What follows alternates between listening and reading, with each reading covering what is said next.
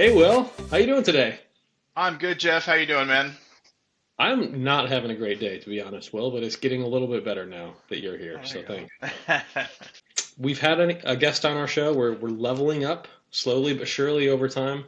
Um, we do not have the same caliber of guest, but one thing that we do have are a couple of reporter colleagues that we're going to be leveraging to bring us some really good information that we can react to today, Will. Yeah, really excited to kind of have some new voices um, that y'all will be hearing. No video feed for them, but maybe one day we'll see how They got things they have to work up progress. to it. We can't just Yeah. give them audio right out of the gate. They gotta earn it. Elaine and Blaine. Maybe we'll even put their name up on the screen someday. But we're very. I'm impressed with the work that they've done. We'll see what everybody else thinks. But today our intent is to do a completely different kind of show where we're gonna hit a number of topics and be very very quick. A number of issues that we've seen that are important and interesting, and that we can react to and have some fun with. We're pulling the headlines right out of the screen, and we're gonna talk about them. So first up, Uh, all right, here let's it hear from goes. If Elaine this and Blaine. works. Mazda is finally entering the EV market with a dedicated electric vehicle. What can you tell us about that? Their first attempt, the MX-30, had limited range and sales. Now they're planning a dedicated EV expected to begin production in 2027. I understand this new EV will be built on a dedicated platform. How significant is this new architecture for Mazda? It's a major step. Unlike the MX-30, which was based on an existing platform, this new EV will use the SkyActiv EV scalable architecture. This suggests a more serious commitment to EVs. This also allows for greater design flexibility and performance optimization. What are Mazda's broader plans for electrification? Mazda aims to electrify its entire lineup by the end of the decade. This involves a significant investment. While they initially projected EVs to make up a substantial portion of global sales, they've adjusted expectations to around 25%. Are there any other EV models Mazda is developing for markets outside the US? Yes, Mazda is launching the 60 sedan and EZ60 SUV in markets like Europe. These models are co-developed with Changan Automobile and are based on Changan's EPA-1 platform.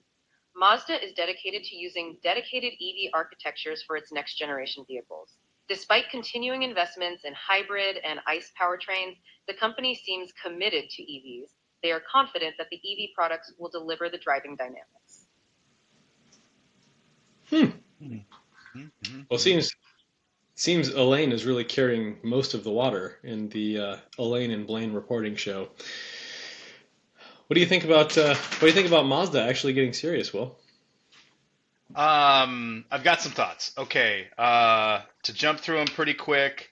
I'm a little bit surprised that they weren't more aggressive earlier on. Just given the popularity of electric vehicles, especially in Japan. I'm really excited that they're gonna focus on an exclusive platform. I think that we've continued to see that when automakers dedicate a platform, chassis, drivetrain to EVs, they come up with some really good things. And I'm speaking about traditional automakers because Tesla's been doing it for well over a decade at this point in time. I think 2027 is going to be a really exciting year. We've talked about some other OEMs that have made some major announcements on vehicles for North America. So really excited to see Mazda kind of throwing their hat in the ring there. Yeah, I have maybe a little more skeptical take on this. Also, apologies. I have a dog that appears to be getting the zoomies, maybe in the background. So hopefully it won't get too bad. It is kind of that time of day over here. In general, I was really disappointed that Mazda didn't jump in a little better because Mazda has hit marks in other parts of their vehicle lineup that really spoke to me. Their design, their exterior design has always, I'd say in the past 10 to 15 years, has generally been very good across their entire lineup. Their colors, their paint colors, that's kind of a weird thing to be like kind of hyped about, but their vehicle colors have always seemed to look much better than the brand name on the front of the car might otherwise imply.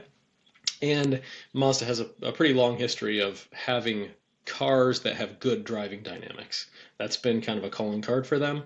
I had a Miata for a short period of time, and that's kind of a big part of their heritage. So yeah, I hope this is as good as it sounds. Um, a couple things that jumped out to me: electrifying your entire lineup. You have to read the fine print in terms of what that actually means. That doesn't mean they're all going to be electric. It means they'll have components, more substantial components that are electric. So, devil's in the details on what that'll actually mean for their overall portfolio. Um, and then the Sky Active thing. So, it is good that, like you said, Will, it is good that they have a dedicated platform.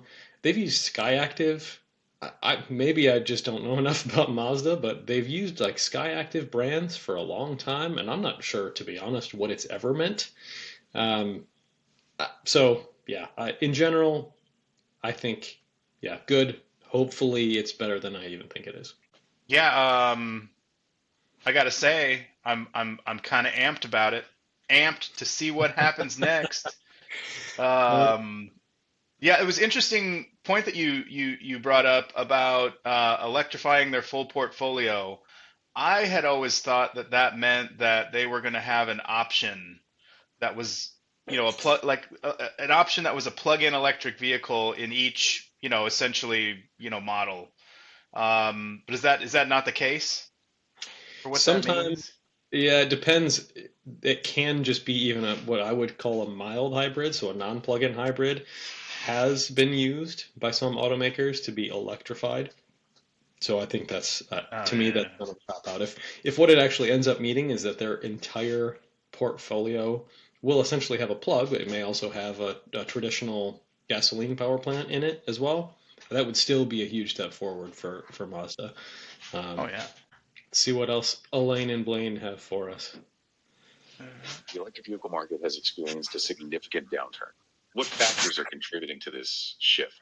Colin Fitzpatrick's analysis points to a sharp decline in battery electric vehicle sales after federal EV tax credits expired. October saw BEV sales drop significantly, impacting the overall new vehicle market. Incentives seem to play a crucial role.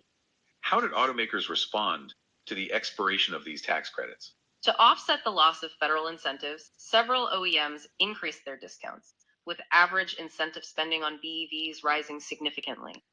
While these incentives softened the decline, the effectiveness of this strategy remains uncertain. What's the expected outlook for the remainder of the year and beyond? Industry analysts anticipate a slower sales pace to persist through the fourth quarter of 2025. However, due to earlier sales surges, full year totals are expected to remain relatively stable, finishing flat or slightly higher than 2024.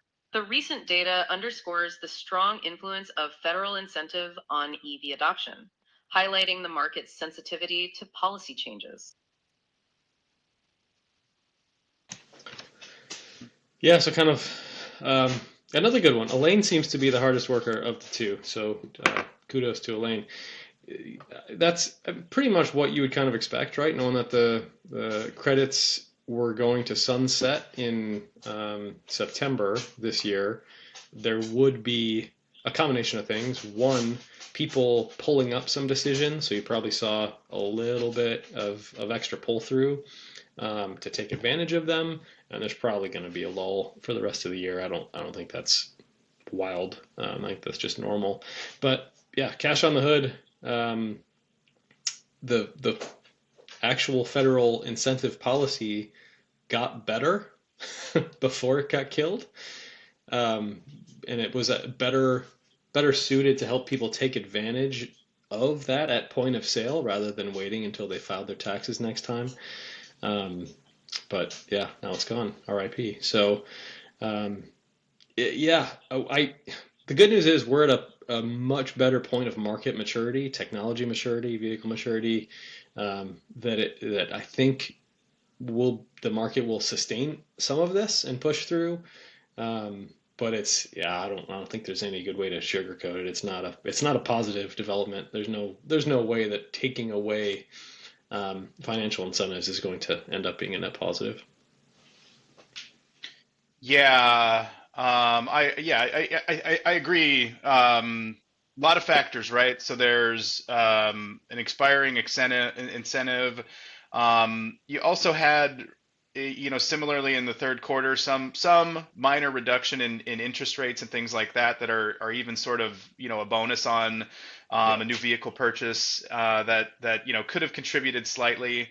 Of course, there's going to be a lull after you just had people, running to take advantage of the incentive. I think I agree 100%. The market is at a point of maturity in North America where there's a policy shift. People are adjusting to it. It's still very early in a new administration that's got a completely different view on electric transportation, clean energy policy, the environment, and all kinds of other things, right? And historically, this has played out a number of times because in the U.S. we've got sort of a two-party system. One of them is really for electric transportation, uh, clean energy policy and things like that, or they throw a bunch of money into it. The other is not, and they pull a bunch of money out of it. So that type of gyration takes some time to kind of adjust to, and we're really just a couple of months in there. I think it's also there are some other factors at play. If people are really following electric vehicles and thinking about making that next purchase, I think sometimes, and I don't have numbers to back it up, but at least for me personally, like sometimes that's a multi-year cycle. Like you start to get the itch of I want a new vehicle, you start to do some research, and if you're really looking into electric vehicles, you've got a few factors. You've got, well, all these announcements about 2027, how we're going to have, lower cost models, new features. Oh, by the way, they're transitioning the plug style that you use. And Yeah. so like maybe you don't want to get stuck with something that you're going to have to use an adapter, or more than likely going to have to use an adapter on because it doesn't have that port that has most of the infrastructure. Stuff like that, I think might kind of be at play too. But yeah, I think you know, the year over year number is going to be up probably, and that's really how it should be measured.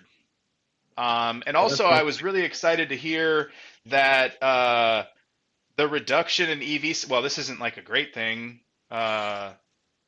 from an economic standpoint and stuff like that, but like the reduction in EV sales actually impacted the total number of sales in a meaningful way. yeah, Because it's got to that percentage of vehicle sales that like it was 30% of vehicle sales in California in Q3. Like uh, I remember measuring it not that long ago, and it would be like 1% or 2% in a given quarter or even a year. So yep, yeah, good point. All right, should we roll on? Ride the jump curve a into the little further. next one. I think they're going to cover how EVs are helping in a couple of ways in terms of grid capability and grid integration. Ooh, exciting.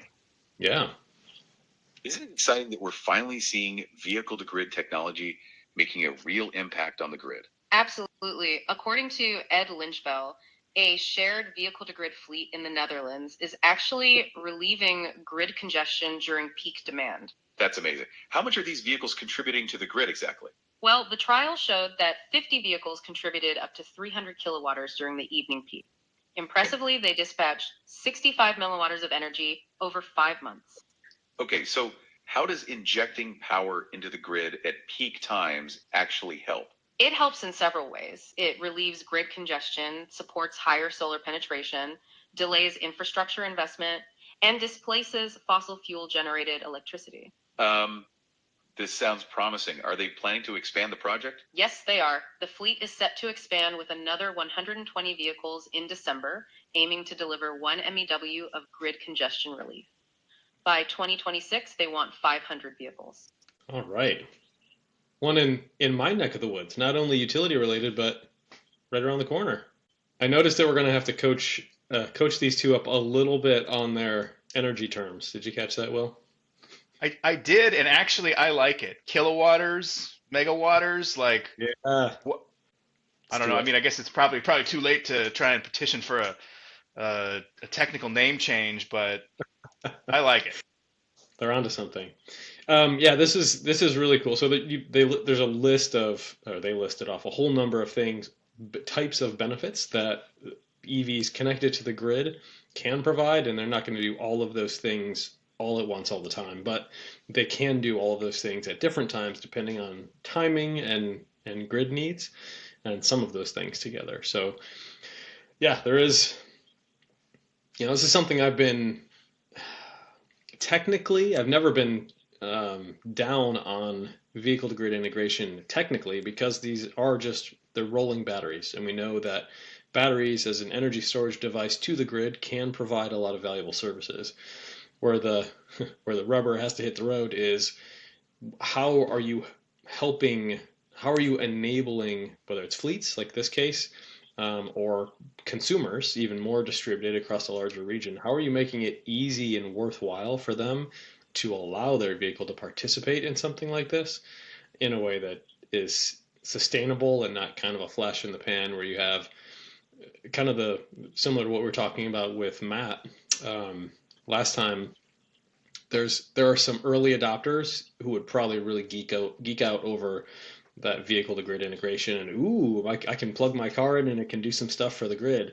um, and then there's a lot larger swath of the market that won't even think about that unless it's very, very simple, seamless, and makes financial sense. Like the numbers have to be pretty big to encourage somebody to use their likely their primary or at least secondary means of transportation as a grid asset, which may put them in second position sometimes, has the potential to do that for what their needs are. Yeah, I think the application is critical. The technology is super cool. There's going to be a bunch of ways that it can be leveraged to support the grid, to support renewables. How that plays out longer term and at the masses, to be determined. Really cool to see, a pilot of this scale. I think fleets are a great application for vehicle to grid, because it's in a lot of cases it's more known. The vehicle's going to be parked. It's got a planned route.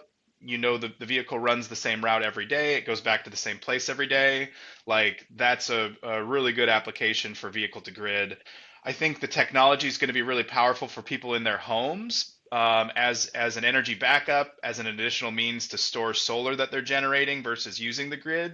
And I think that's where a lot of the value stream is going to be for individuals, especially near term, like outside of some pilots where it's actually going onto the grid, like to your point, Jeff, because you don't really want to put your vehicle in the second seat, and maybe you don't want to use the most expensive component in your vehicle for the grid, Yep.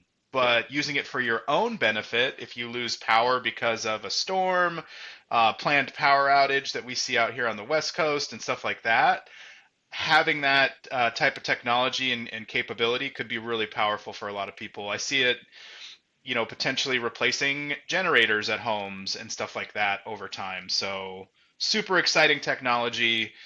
I think just tons of potential use cases and value streams for people.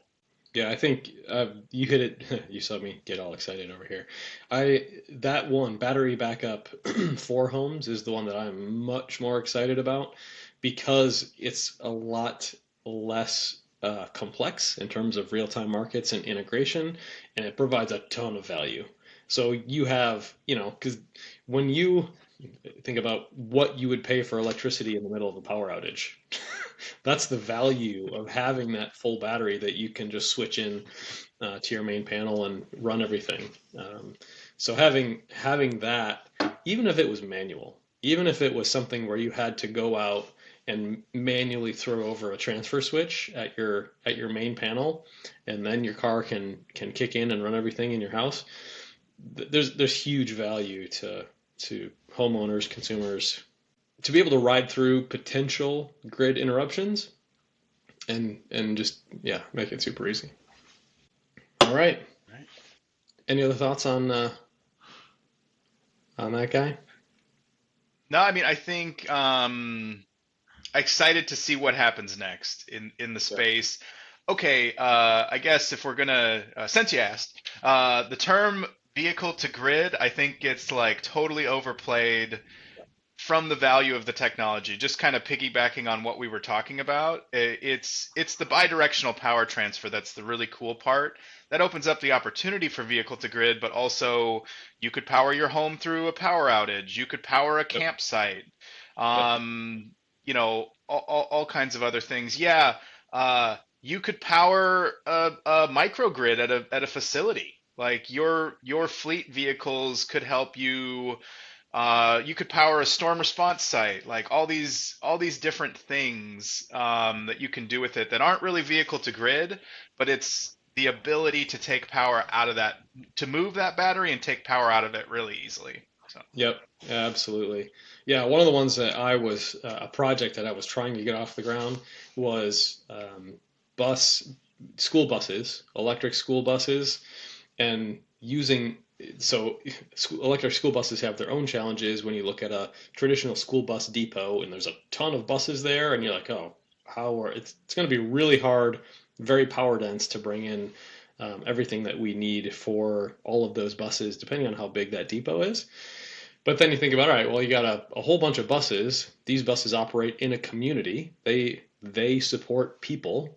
Those communities have hubs that are, whether it's a community center or some kind of athletic complex or places that could be resiliency buildings for that community, where if that becomes an option or even the primary place where that bus is depoted, so now you have distributed bus depots of school buses, and then you're adding a bunch of distributed resilience into communities so that you have a support system that is not dependent on the grid in case of some really tragic things that might happen in the community. And you can have that not just at one place, but at a whole bunch of places. and buses have huge batteries. Yes, they do. It's a lot of power. Yep. Well, one thing that is kind of related to this, we can move on, but there's an article about data centers and AI grid impacts, and there's some crossover into utility rate making and some other We're stuff. looking at the latest. We can Sorry. get into no worries. We can get into Plane. so eager to start, and then Elaine does all of the work for him. But yeah, we can get into that other article some other time, and I think dig a little bit deeper. So we can rush past that one for now. The next one we don't have any kind of field report on, but it's just something that you and I have both seen a fair bit, and I know that we have both cringed at this. But in movies that have featured EVs of various types, the sounds that have gotten added to them after the fact that have nothing to do with the EV. I think one of the big offenders in my mind, they did this in a couple of the, some of my favorite movies to watch in the theater, especially in 3D, some of the Avengers movies. Yeah, it's exactly what I was Which thinking which too. which is it's so weird because like you've got this movie that's like so realistic and based in reality, and then they bring in the electric vehicle and they add engine sounds to it, and it's like, what's next? Yeah. Uh, but and I don't know. I just it always it's cool to see an electric vehicle being in the industry, to like see it make its way onto TV, movies, in commercials and stuff like that. But it's, they put a big engine sound behind it, and I don't get it. It kind of grinds my gears, Will. Yeah, that's right. Yeah, I mean I understand. It kills me, but I understand why that happens. Um, because they're like, well, how will they? There's part of the cinematic experience of that thing happening, because you're not actually there. You can actually feel the G forces. The sound is what helps to translate that to audiences. I do think there's as good a way to do that, and I'll try and splice in some sounds from Ford's Mach E 1400 project. Have you heard some of those sounds, Will? No. Oh god, it is incredible. It's basically, I think it's either two big electric motors, or it might even be four electric motors, and they all are coupled with straight cut gears. It is an incredible sound. Yeah. So I'll see if I can splice that into the episode here, but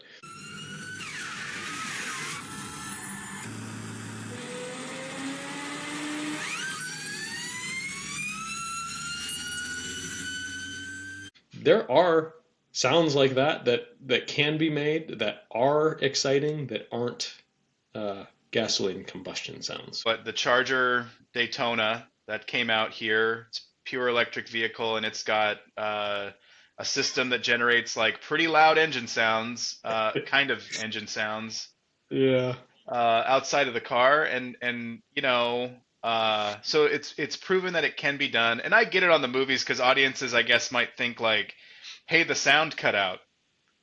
There's a car driving and I don't hear the car, so the sound must have cut out. But yeah, I don't know. It always just kind of irks me and bugs me a little bit. But here's a free idea for anyone listening out there. I think because EVs have to make noises under certain miles per hour in the U.S. To be compliant. They have to have like a certain noise that emits from them. Whoever comes up with the app or system that lets it make like its own noise, so you can have like custom car noises.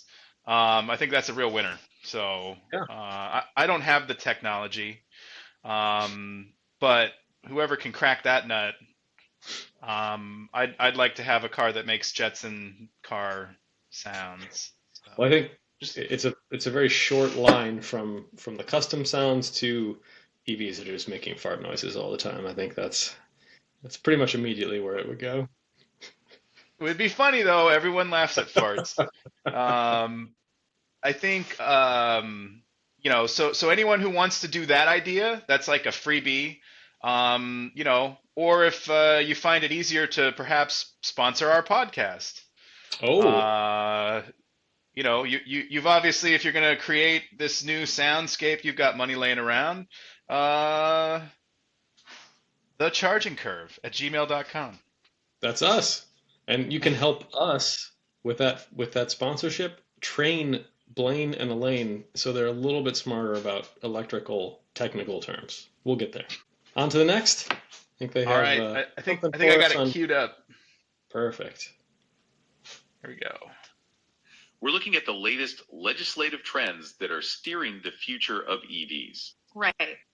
Elizabeth Steers of Insights reveals some key shifts in state policies. It's all about building a supportive ecosystem for electric vehicles. So, what are some of the most important things happening? Grid modernization is a big one. For example, Colorado's SB 218 requires utilities to develop plans that integrate renewable energy and EVs. Okay, makes sense. What about charging infrastructure? Is it becoming easier to actually build these charging stations? Definitely. Colorado's HB 1173 sets clear timelines for EV charger permitting, aiming for reviews within 30 to 60 days. And are building codes evolving to support EV adoption? Absolutely. California's AB 98 updates building codes to require EV charging infrastructure in all new construction. This ensures homes and businesses are ready for EVs. Makes sense. Are there any interesting trends when it comes to incentives? Yeah, several states are introducing or expanding financial incentives. Washington, D.C., for example, has expanded its electric vehicle charging station pilot program. Makes sense.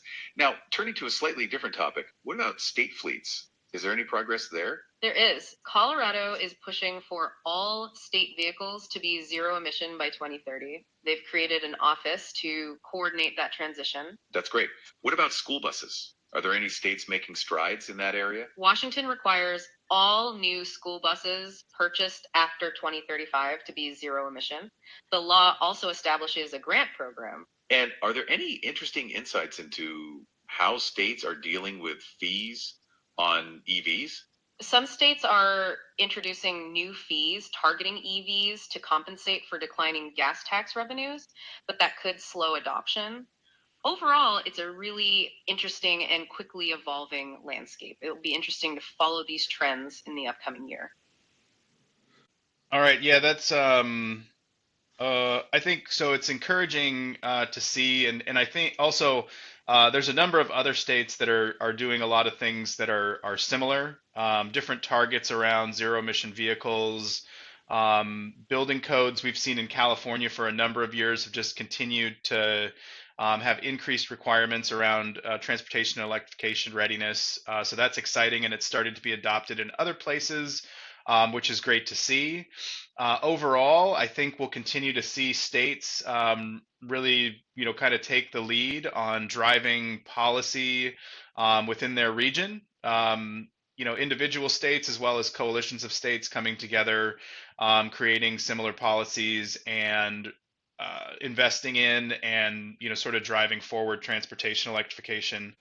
Yeah, the one that grinds my gears, I need more sayings, is the gas tax one. It's just such a it's largely crap because most infrastructure revenue, like road maintenance and infrastructure revenue, in most states is not even primarily coming from gasoline tax.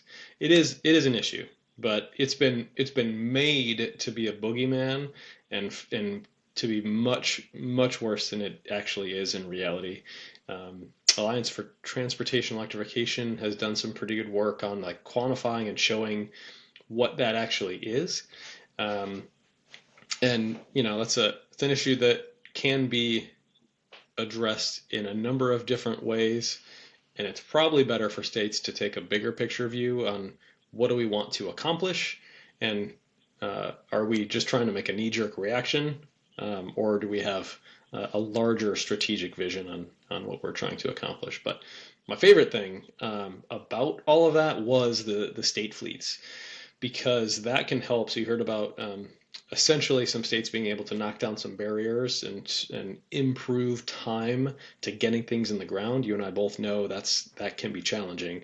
But the great thing about state fleets being in some cases guinea pigs, they can do this in a way that they are benefiting from it, but also using their first mover experience to identify and fix some of those issues for the rest of private industry that wants to follow behind them.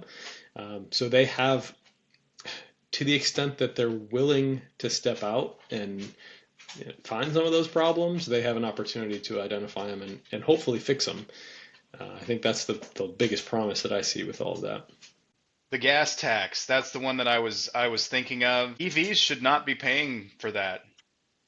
EVs are a benefit to local air pollution, or a reduction in local air pollution, and a benefit versus, never mind road wear and tear. You're pumping out harmful emissions with burning gasoline and stuff like that, like refineries, gasoline fleets that use gasoline and haven't transitioned to electric vehicle. Like if there's gaps in the funding, maybe that's someplace that it could come from. Not This is more of a harsh opinion than I normally might share in a public forum that we're going to put on the internet. But screw it, man. We're Look at here. all Let's do it. look at, yeah, look at like the economic damage caused by burning fossil fuels. Like, and you're telling me that vehicles that have time and time again done like full well-to-wheel studies, including like the batteries, everything that goes into it, the power generation, and all this stuff, come out ahead, dramatically ahead, especially as the grid continues to modernize and get cleaner. Yep. Like, you're telling me that they have to, like, no, you pay. Yeah. I'm tired of paying for all this shit.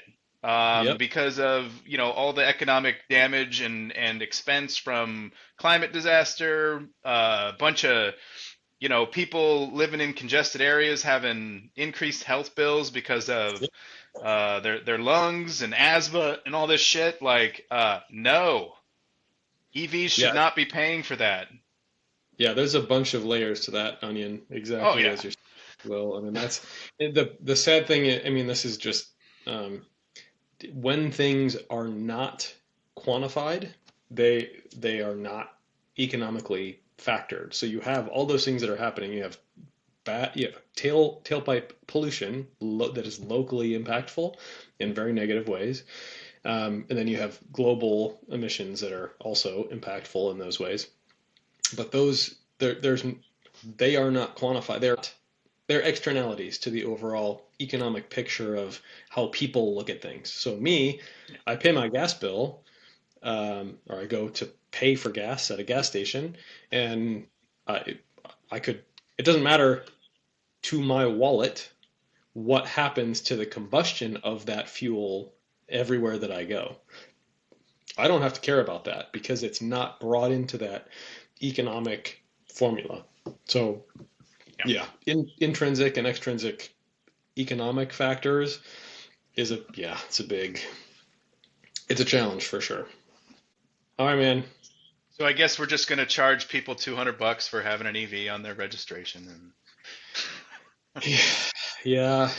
I mean, I think that's the knee jerk reaction for yeah, states is I would like to think that people can be smarter than that and see past their nose, but a lot of states are going to do that, and it is um, it's not big picture smart and in trying to figure out the best path forward for what are in essence all of their constituents, all of their communities, and all the impacts on everybody that lives there. All maybe we'll right, get we've there. got yeah, Got this. I I think I got think it queued up.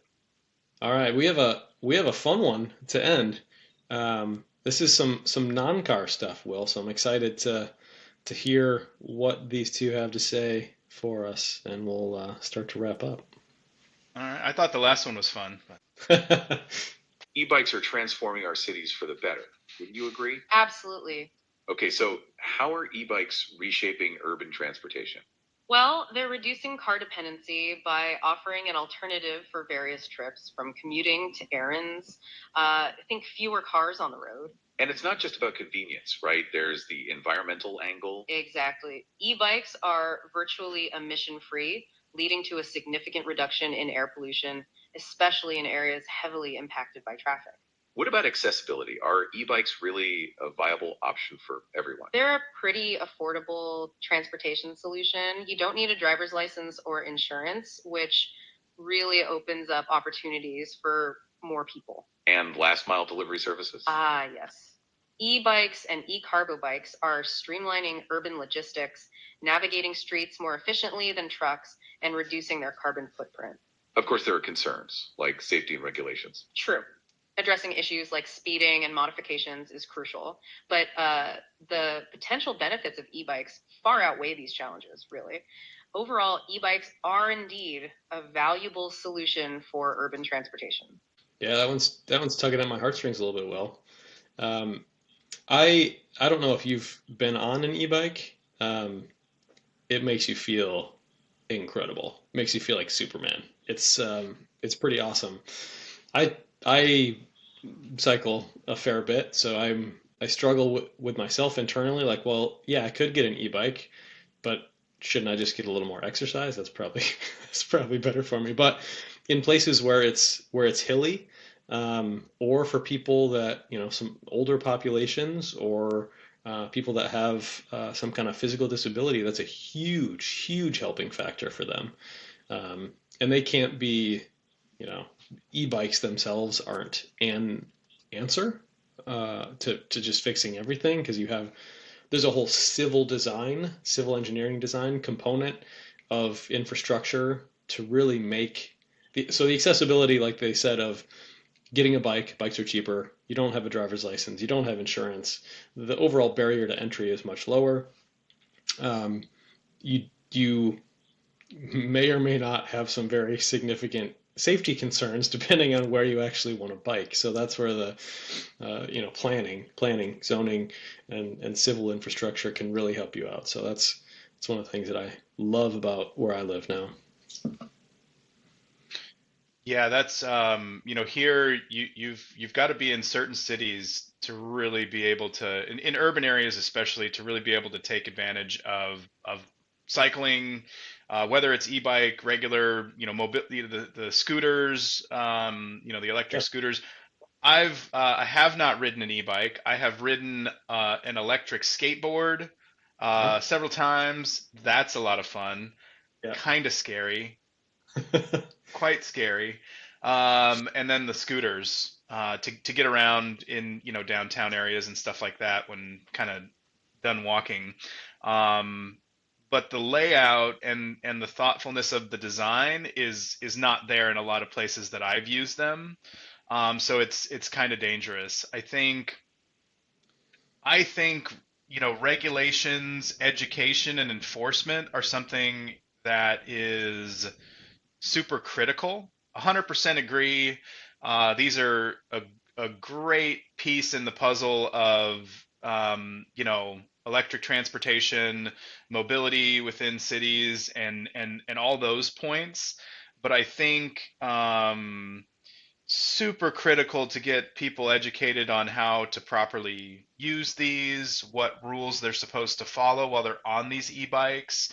These things are fast. Yes, they They are, I live out in the suburbs.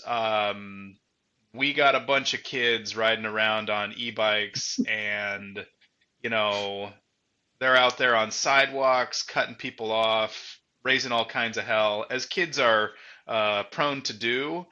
But it's concerning because of the amount of like power and speed that you can get out of these things, Oh, yeah. to where it's like, hey, like you should know the traffic rules better. And you should actually have to follow them if you're riding something with this much speed, this much power. So if you haven't, all of you out there listening to this, if you have not been on an e-bike, go try one out. It will blow your mind. Also, be very careful. Be very, very careful.